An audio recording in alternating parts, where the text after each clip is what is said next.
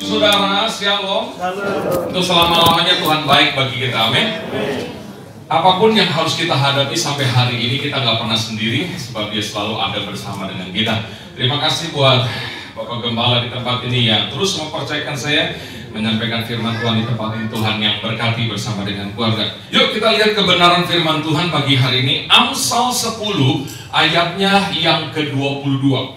Amsal 10 ayatnya yang ke-22.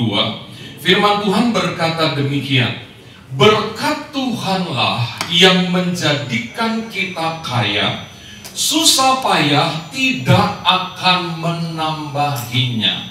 Kita baca bersama ayat ini 2-3. Berkat Tuhanlah yang menjadikan kita kaya, susah payah tidak akan menambahinya. Katakan amin. Kalau kita selidiki kebenaran firman Tuhan di sini, maka segala sesuatunya ini bicara tentang Tuhan.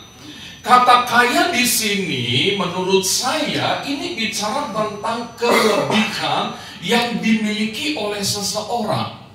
Bukan hanya secara finansial, tapi kelebihan dibandingkan dengan orang lain. Kalau kita bisa bilang kepada seseorang, oh kalau si A itu mah orang kaya.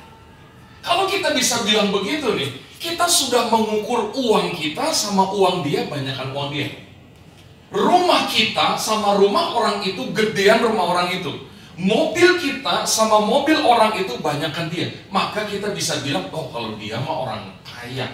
Artinya dia punya kelebihan dibandingkan dengan kita. Nah, firman Tuhan katakan berkat Tuhanlah yang menjadikan kita kaya. Berkat Tuhanlah yang akan membuat saudara dan saya punya kelebihan-kelebihan dibandingkan dengan orang lain. Bukan hanya secara finansial, tapi dalam banyak hal. Contoh.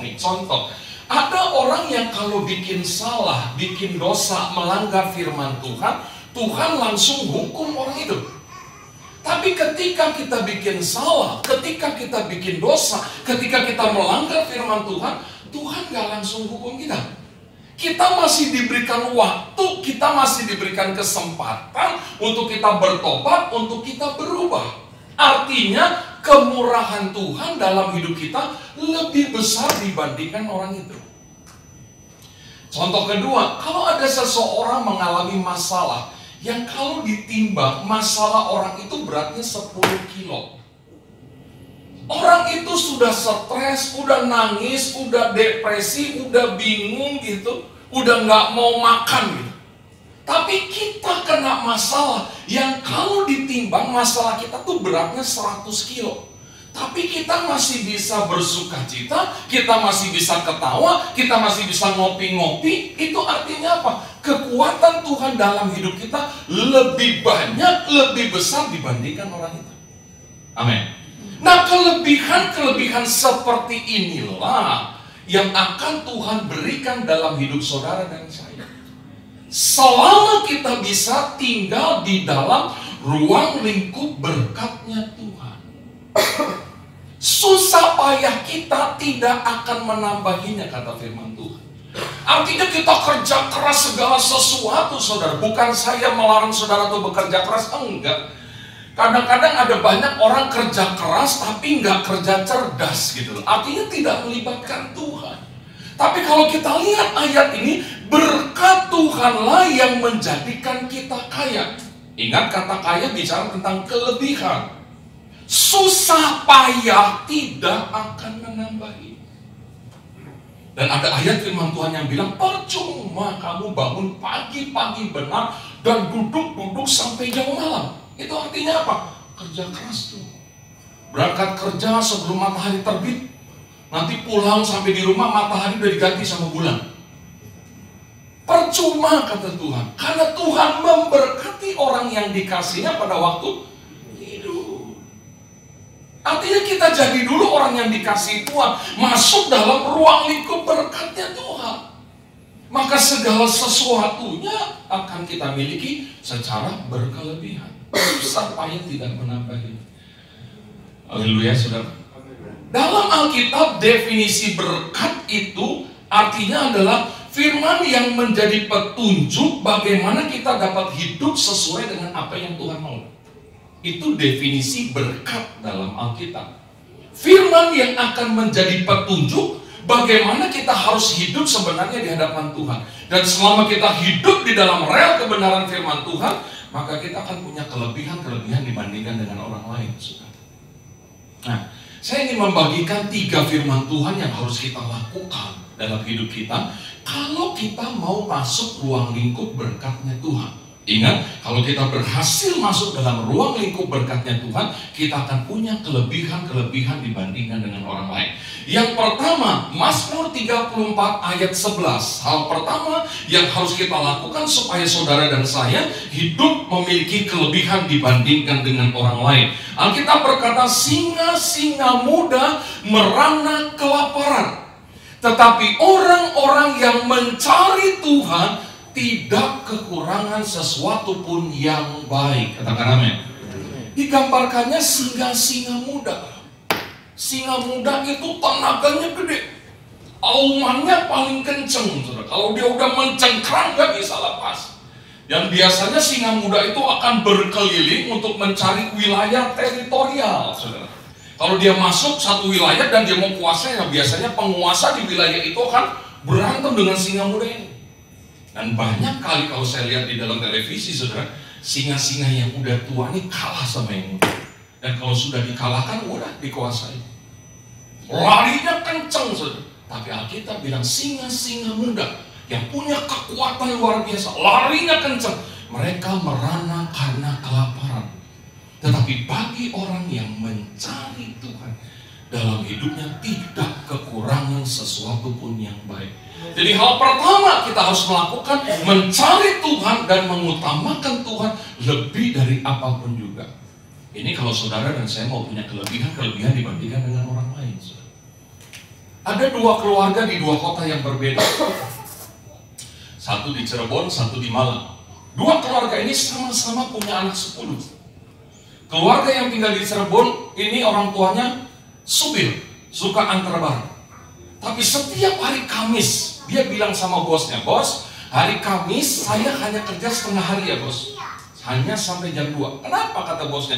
Karena nanti sore saya mau ke gereja, saya mau cari Tuhan, saya mau melayani.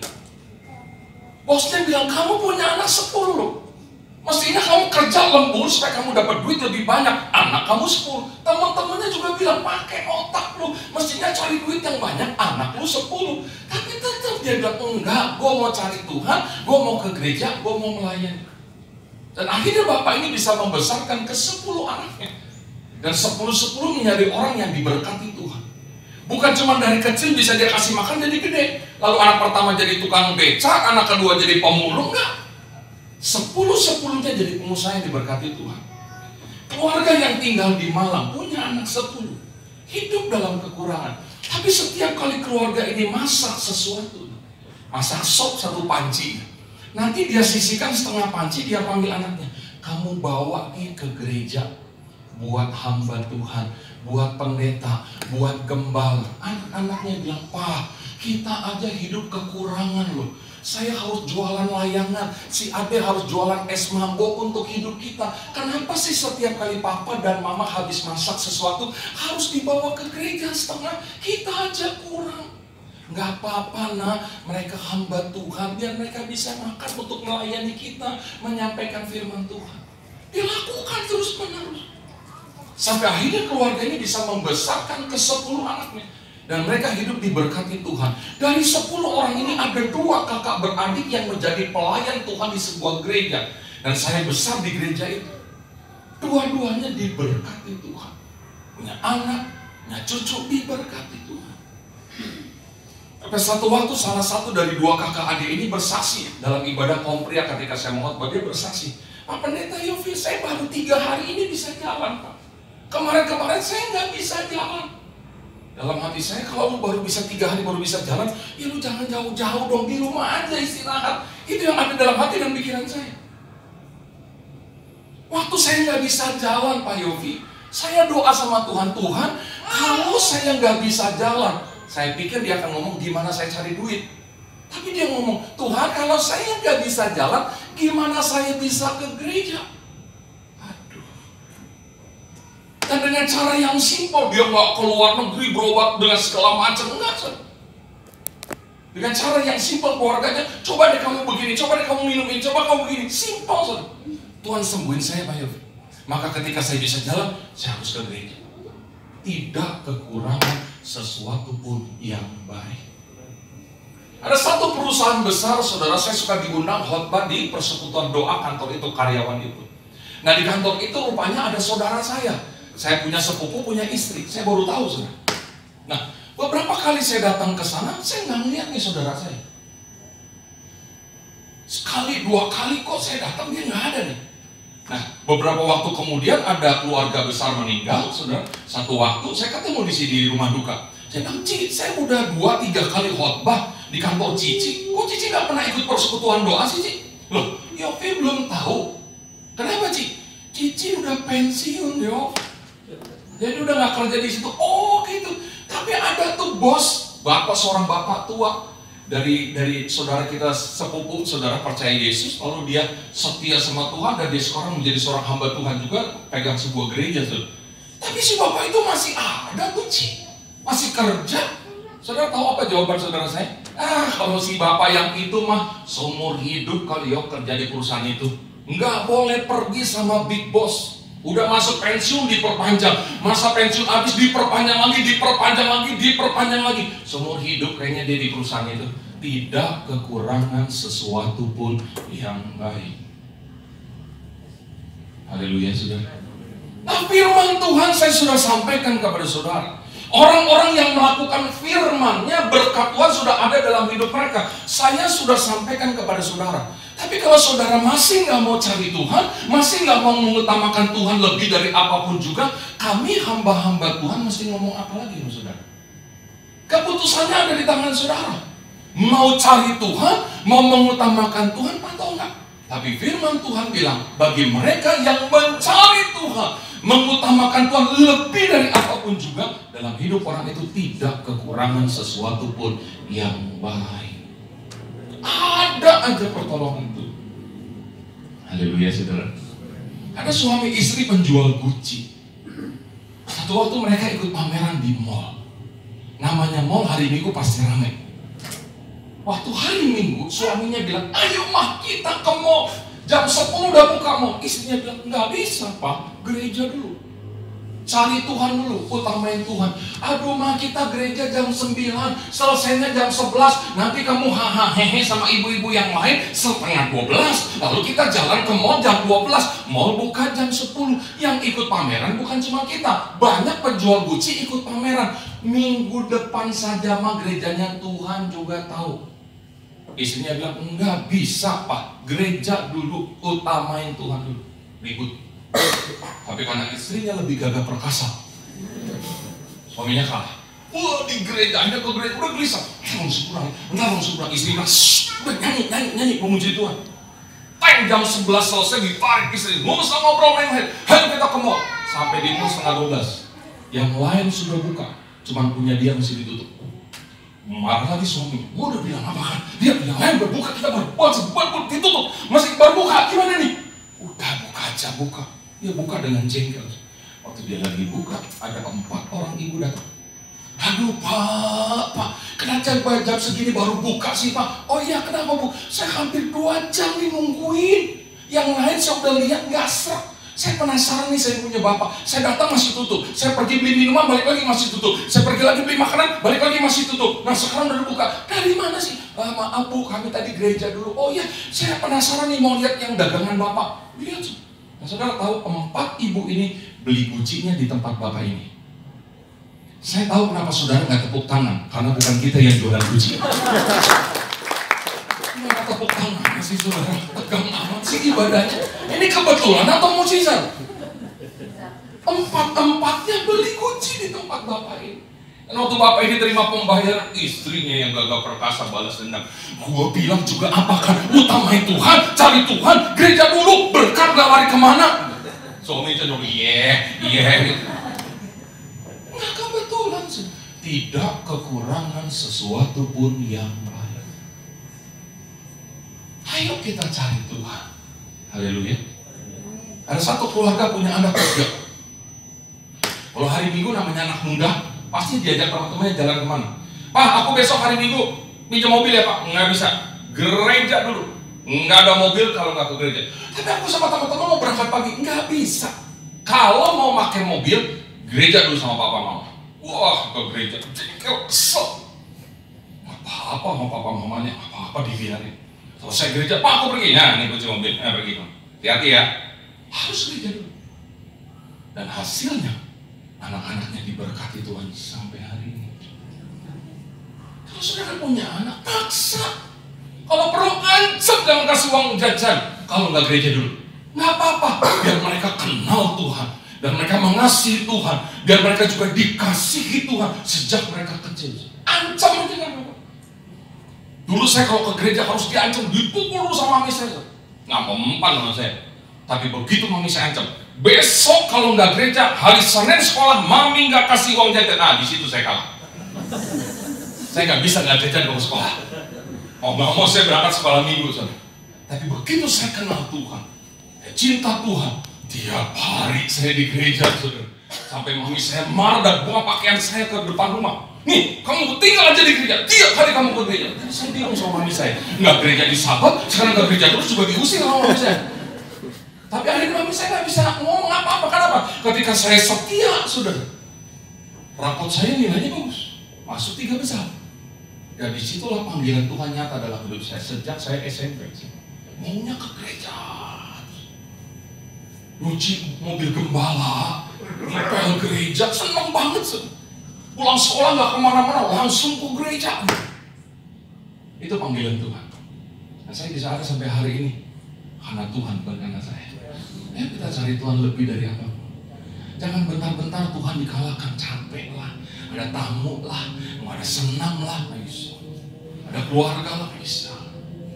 Gua mau gereja dulu, lu tunggu gua. Kalau lu nggak mau nunggu ya lu ikut gua ke gereja. Kalau nggak mau ikut ke gereja, udah ntar kita ketemunya jam 10. Gua mau gereja dulu. Amin. Dalam hidup saudara tidak akan kekurangan sesuatu yang baik. Berikan tepuk tangan bagi Tuhan. Yang kedua, saudara, apa kata firman Tuhan? Yang kedua, saudara, Amsal 21 ayat 5 bagian A. Amsal 21 ayat 5 bagian A. Rancangan orang rajin semata-mata mendatangkan kelimpahan. Dan yang kedua, Amsal 12 ayat 24.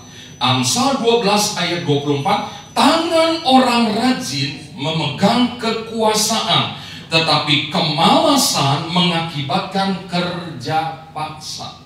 Yang kedua, kalau saudara dan saya mau punya kelebihan dibandingkan dengan orang lain, rajin sama Tuhan, rajin bekerja. Kalau Anda seorang karyawan, jadilah karyawan yang rajin. Kalau Anda seorang pelajar, jadilah pelajar yang rajin sekolah, rajin belajar. Kalau Anda punya toko, rajin buka toko. Kalau Anda punya dagangan, ya rajin dagang. Kalau Anda pelayan Tuhan, ya rajin melayani Tuhan. Rajin berdoa, rajin. Rancangan orang rajin mendatangkan kelimpahan. Tangan orang rajin memegang kekuasaan atau kepemimpinan. Tapi kemalasan mengakibatkan kerja paksa. Begitu-gitu aja hidup. Kekuasaan artinya kita pegang kepemimpinan. Dan kepemimpinan itu dimulai dari diri kita sendiri. Seseorang menjadi orang malas atau orang rajin tidak ditentukan dari suku apa dia. Ada orang bilang orang Chinese itu rajin, ada juga yang malas. Tidak ditentukan dari suku apa orang itu. Tidak ditentukan dia punya gelar atau tidak punya gelar. Tapi seseorang menjadi orang rajin atau orang malas ditentukan dari dirinya sendiri. Saudara yang membuat saudara jadi orang rajin atau jadi orang malas. Tapi firman Tuhan bilang, oh, saudara dan saya mau punya kelebihan, rajin. Ada orang-orang tertentu, maaf yang hidupnya kayak kuda sama kerbau. Harus dipecut dulu, harus dicambuk dulu, baru lari, baru bergerak. Ada yang kayak gitu. Pak Bu, yang mau hidupnya diberkati dengan luar biasa bukan cuma kita, tapi Tuhan juga mau orang yang percaya kepada Dia diberkati. Karena Tuhan udah bilang, aku tahu rancangan-rancangan apa yang ada padaku mengenai kamu. Bukan rancangan kecelakaan, tapi rancangan yang membawa damai sejahtera dan hari depan penuh dengan harapan. Jadi yang mau hidupnya diberkati bukan cuma kita, Tuhan juga mau. Rancangan Tuhan itu membawa damai sejahtera dalam hidup kita. Pak, saya lupa siapa namanya, Pak? Baru. Pak Baru. Pak Baru. Baru. Pak Baru itu, selalu baru. Saya mau tanya sama Pak Baru. Enak mana, Pak? Damai sejahtera mana, Pak? Punya duit sama nggak punya duit? Punya duit, Pak. Bahagia mana, Pak? Punya duit sama nggak punya duit? Punya duit, Pak. Mungkin Bapak bilang, ya tapi banyak duit nggak jaminan. Iya benar, nggak jaminan kebahagiaan. Cuma saya mau tanya, yang membuat saudara Pak Baru damai sejahtera banyak duit atau nggak banyak duit? Pasti banyak duit. Itu rancangan Tuhan. Betul. Jadi berarti yang mau diberkati bukan cuma kita, tapi Tuhan. Tapi ketika saudara malas, kadang-kadang Tuhan pakai kecut. Untuk apa? Saudara bergerak. Karena Tuhan mau saudara diberkati Tuhan. Rajin, Pak. Lakukan segala sesuatu. Tidak ada alasan. Tadi saya ngomong sama Pak Gideon, sama Pak satu lagi ya. Kalau orang mau usaha apapun, ada aja jalannya. Saya contohin. Beberapa waktu yang lalu saya sama beberapa pendeta pergi ke kue subuh di Senen. Saya ajak, ke kue subuh, oh ya, ada ya, gue pengen lihat, ayo kita ke kue subuh. Keliling, udah banyak mata ngeliat, ini orang gede banget ke kue subuh, pantas aja jadi gede begini ke kue subuh gitu. Satu kue 1.500. Saya mikir gini, kalau kita beli, kita jual 3.000, udah untung 1.500 satu kue. Kita ambil 300 kue, 300 kali 1.500 untung kita 450.000 satu hari. Kita kali, kita dagang 25 hari, totalnya saudara tahu berapa? 11.250.000 satu bulan. UMR Jakarta berapa? 5 juta. 5 juta. Itu kalau kita jual 3.000 untuk 1.500. Gimana kalau kita jual 4.000? Amin. Cuman kan kita mesti ke kue subuh dulu pagi-pagi beli. Terus kita drop ke kantin, kemana kita jualan. Harus rajin. Begitu saya kasih begitu sama teman saya, kita bikin job sampingan aja yuk, Pak Yopi yuk. Gantian, Senin Pak Yofi ke kue subuh, Selasa saya, Rabu si dia, Kamis dia. Nanti keuntungan bagi 3. Dalam hati, mau saya bagi 3 dengan gue sendiri. 11 juta sebulan gitu, bisa bantu pekerjaan Tuhan di daerah gitu. Ada aja, asal apa? Rajin. Maka saya bingung sama orang yang suka minta-minta. Yang kedua, rajin. Yang terakhir, yang ketiga saudara, apa yang harus kita kerjakan? Amsal 11 ayat 24 dan 25. Ini saudara kalau mau punya kelebihan. Amsal 11 ayat 24 dan 25. Ada yang menyebar harta tetapi bertambah kaya. Ada yang menghemat secara luar biasa. Artinya pelit, medit, kupet, kikir. Namun kata Alkitab selalu berkekurangan. Ayat 25. Siapa banyak memberi berkat, diberi apa? Kelimpahan. Siapa memberi minum, ia sendiri akan diberi minum. Ada seorang penginjil, seorang ibu, nengok jemaatnya di rumah sakit. Setelah dia doakan, tiba-tiba dia dengar ada suara. Aduh, sakit. Aduh, sakit. Suara siapa? Dia ngintip dari horden sebelah. Seorang ibu tua tergeletak, kulit bungkus tulang, udah bau, udah melepuh. Ditanya, Sus, itu ibu siapa? Hidup sebatang kara, titipan orang. Kita juga bingung, Bu, udah mau diapain dia. Ada keluarganya. Oh gitu. Begitu pendeta turun mau pulang, di dalam mobil di parkiran, dia dengan suara Tuhan, bantu dia, tolong dia. Bantu dia, tolong dia. Gimana caranya Tuhan? Akhirnya dia naik lagi, Sus, kalau ibu yang di sana butuh susu, butuh obat, butuh vitamin, ini nomor telepon saya. Hubungin saya, nanti saya bantu. Ya, terima kasih. Singkat cerita, akhirnya pihak rumah sakit kalau tidak salah, saudara, menyuruh ibu ini untuk bawa pulang. Kalau nggak Bu, ranjangnya mau dipakai sama orang sakit lain. Kalau memang ibu tergerak membantu ibu ini, akhirnya dibawa pulang. Dia bilang sama anaknya. Anak-anak tanya, mau ditaruh di mana, Ma? Kita punya kamar tamu loh, Nak. Tapi kan itu buat keluarga kalau datang dari luar kota, Mak. Keluarga jarang datang, Nak. Kalaupun mereka datang, udah kita taruh di hotel. Ini Tuhan yang suruh. Ya udah mah kalau Tuhan yang suruh dibawa pulang, Pak. Dimandiin sudah, diobatin, disuapin makan sama ibu. Sampai akhirnya ibu ini udah rada sehat, bisa ngomong. Akhirnya ibu pendeta ini nanya, "Bu, dulu ibu tinggal di mana sih?" Disebut satu wilayah tempat yang maaf bicara, mungkin daerah kumuh. Ini ibu pendeta pergi ke sana dengan bawa foto. Dia pengen tahu, siapa tahu ada keluarganya. Kenal ibu ini nggak? Kenal ibu? Oh iya, dulu dia tinggal di sini. Tapi kami lama nggak melihat ibu itu. Katanya sakit di rumah sakit. Iya, ini saya lagi rawat ibu ini. Terus semua orang di situ bilang, "Bu, tolonglah ibu itu. Kasihan, dia orang baik, Bu." Kaget nih ibu pendeta. Maksudnya orang baik? Begini Bu, kalau dia pulang gereja, dia dapat sembako dari gereja, sampai di rumah dia panggil kita, "Punya beras nggak? Kamu punya beras nggak?" Kalau kita bilang nggak ada, dia bagi beras yang dia dapat dari gereja. 3 gelas satu orang. Punya Indomie nggak? Punya Indomie nggak? Nggak ada, dibagi Indomie dia tuh ke kita, tetangganya. Dia orang baik Bu, tolong dia. Kagetlah ibu pendeta ini. Pantas Tuhan gerakkan dia untuk menolong ibu ini. Karena ternyata ibu ini di tengah-tengah kekurangan dalam hidupnya, dia masih mau memberkati orang lain. Dia masih mau memberi kepada orang lain. Siapa banyak memberi berkat, diberi Tuhan apa? Kelimpahan. Ditolong sama ibu pendeta.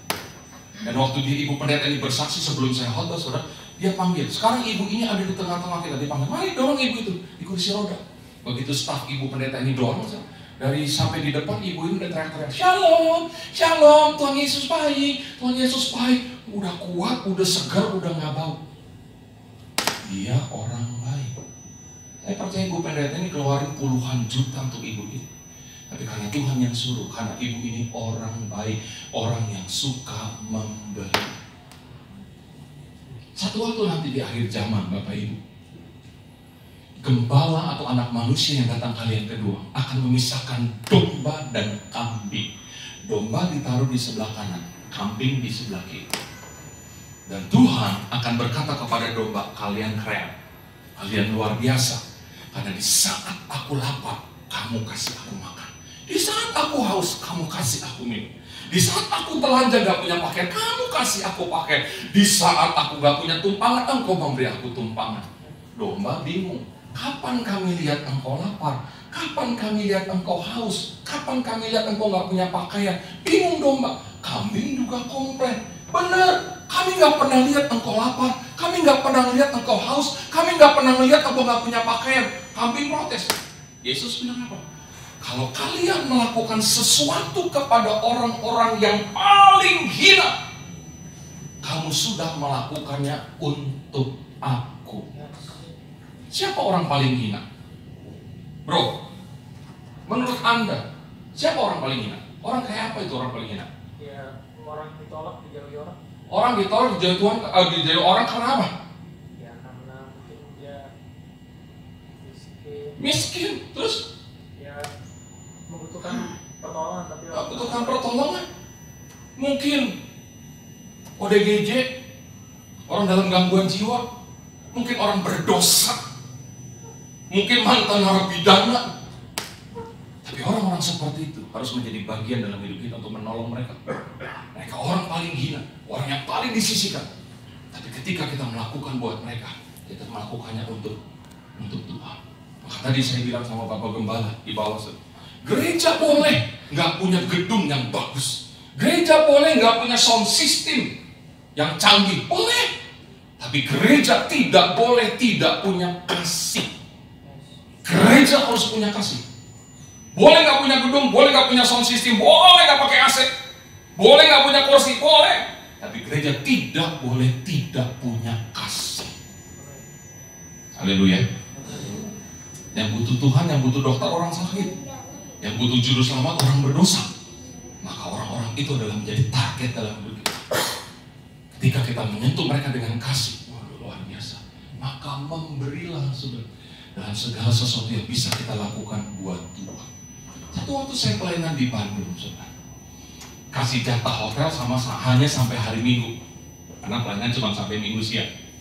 Lalu ada seorang pengerja bilang gini, Pak Yofi pulang ke Jakarta kapan? Ya kalau nggak ntar sore, maybe besok. Udah besok aja Pak. Besok aja pulang ke Jakarta hari Minggu sore itu macet Pak. Udah minta santai-santai dulu di Bandung Pak. Nanti saya siapin hotel buat Bapak. Nanti Bapak siang selesai ibadah kedua, Bapak lihat WA ya. Saya cari hotelnya dulu, selesai ibadah pertama ini saya pulang, saya cari hotel buat Pak Yofi. Dan singkat cerita setelah itu saya pindah hotel. Begitu jam 6 sore, saya buka hordeng di kamar saya. Saya matiin lampu kamar, saya tarik kursi, duduk ngadap ke jendela, kaca gede. Saya lihat keindahan kota Bandung, asik banget. Lihat-lihat, tiba-tiba mata saya terus ke bawah. Saya lihat di depan hotel ada toko parfum, tapi yang isi ulang. Saya lihat begini, di mobil ada parfum, botol parfum habis. Kalau beli parfum yang original kan mahal banget kan? Isi ulang, air minum aja ada isi ulangnya gitu kan sebenarnya. Dan Bandung kan terkenal dengan parfum isi ulangnya. Isi aja Kalau cuma sekedar olahraga kan pakai aja yang isi ulang. Kalau cuma sekedar ketemu temen ngobrol-ngobrol ngopi-ngopi pakai yang itulah. Kalau pakai yang original terus kan mahal gitu. Mesti nunggu diundang pagi Dion dulu baru bisa beli 1 botol gitu kan. Mahal gitu lah. Isi ulang aja. Jadi saya turun ambil botol dan masuk ke situ. Pas lagi lihat-lihat saya ingat, oh iya gue punya teman pendeta. Beliin saya video call. Ada di mana? Gue lagi di Bandung nih. Lu mau parfum nggak? Tapi bukan yang ori ya, yang isi ulang nih tempatnya. Saya balik ke kamera. Banyak banget. Maksudnya apa nih? Gue nitip atau udah? Gue beliin buat lu. Lu mau wangi yang apa? Tapi bukan yang ori ya. Dan singkat cerita saya beliin dia 2 botol. Sampai di Jakarta saya kasih, thank you Pak Yofi, Tuhan berkati sama-sama. Sorry lo ya, bukan yang ori ya. Kita sama-sama coba udah. Saudara, beberapa minggu kemudian ada seorang pendeta pulang dari Amerika. Dia telepon saya, Pak Yofi, masih kenal dengan keluarga A nggak? Dan di Amerika, iya dong kenal. Gimana kondisinya? Bapak ketemu? Iya ketemu. Ada titipan nih dari mereka buat Pak Yofi. Aduh, thank you ya Pak. Nanti ketemu ya hari Minggu ya. Singkat cerita hari Minggu ketemu. Pak Yofi ini titipan dari mereka. Aduh, thank you ya Pak. Udah bawa oleh-oleh buat saya dari sana. Aduh, jadi ngerepotin Bapak nih. Jadi enak saya bilang gitu kan. Akhirnya setelah saya doain, saya buka. Begitu saya tarik keluar dari tasnya, parfum original. Mereknya Versace. Begitu saya buka lagi, di dalamnya ada 3 botol. 1 parfum, 2 body lotion, dan yang ketiga kalau laki-laki habis cukur jenggot, cukur kumis ditepok-tepok biar wangi. Saya bilang, ini orang kenapa bisa kasih saya parfum ya? Kok dia tahu saya suka parfum? Saya paling suka parfum, Bapak Ibu. Saya suka parfum. Saya suka parfum.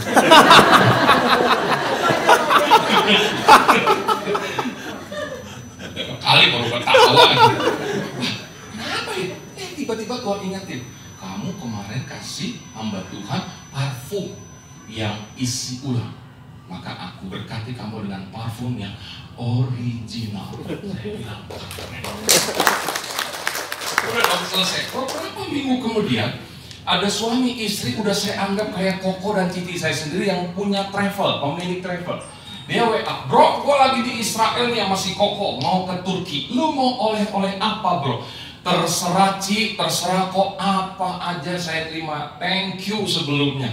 Waktu mereka pulang, bro, ketemu bro, ada oleh-oleh buat lo. Tapi jangan bilang pendeta yang lain, cuman lu bro yang gue oleh-olehin. Oke, ketika ketemu nih bro, oleh-olehnya. Saya terima tasnya, saya doain. Begitu saya mau ambil, ditarik lagi sama dia. Ntar dulu. Kenapa? Dia taruh di bawah. Harganya belum gue copot, lupa aja. Tadi gak ketahuan deh harganya apaan sih itu. Begitu, nih bro, begitu saya keluarin dari tas, parfum original, mereknya Dior Sauvage. Waduh, waktu saya lagi lihat-lihat, tiba-tiba saya ngeliat di pangkat botolnya ada harga yang belum dia copot. Begitu saya lihat, $120 kali 15.000, hampir 2 juta. Saya mau begini lagi sama Tuhan dalam hati. Kan kemarin udah dapat Tuhan parfum, kok bisa dapat lagi ini parfum? Tuhan ingetin lagi dalam hati, kamu kasih teman kamu 2 botol parfum isi ulang, maka aku kasih kamu juga parfum 2 botol original. Siapa memberi minum, dia sendiri akan diberi minum. Tapi jangan saudara besok-besok nungguin Instagram. Kapan pendeta Yofi khotbah di Haifa? Kita beliin dia parfum isi ulang. Biar kita dapat parfum ori dari Tuhan. Nggak dapat. Itu namanya mancing Tuhan. Nggak bakal dapat. Memberi saja dengan penuh sukacita. Nanti Tuhan akan ganti dengan caranya yang ada. Amin, saudara. 3 hal ini harus kita kerjakan, saudara. Kalau kita mau masuk dalam ruang lingkup berkatnya Tuhan, dan selama kita tinggal di dalam ruang lingkup berkatnya Tuhan, kita lakukan firman Tuhan dengan sepenuh hati kita, maka saudara dan saya akan punya kelebihan-kelebihan dibandingkan dengan orang lain. Susah payah kita untuk mencari kelebihan dibandingkan dengan orang lain, tidak akan menambahinya. Jadi kerja keras saja tidak cukup, tapi kerja cerdas, melibatkan Tuhan dalam segala perkara di hidup kita.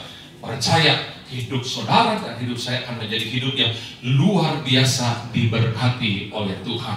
Kiranya Tuhan Yesus Kristus yang dahsyat dan luar biasa itu akan selalu memberkati hidup saudara dan hidup saya berlimpah-limpah. Tuhan Yesus berkati hidup kita. Kita nyanyi pujian, aku punya Tuhan yang besar, yang kalau dia berjanji, kalau dia berfirman, pasti dia akan menepati janji dan firman-Nya.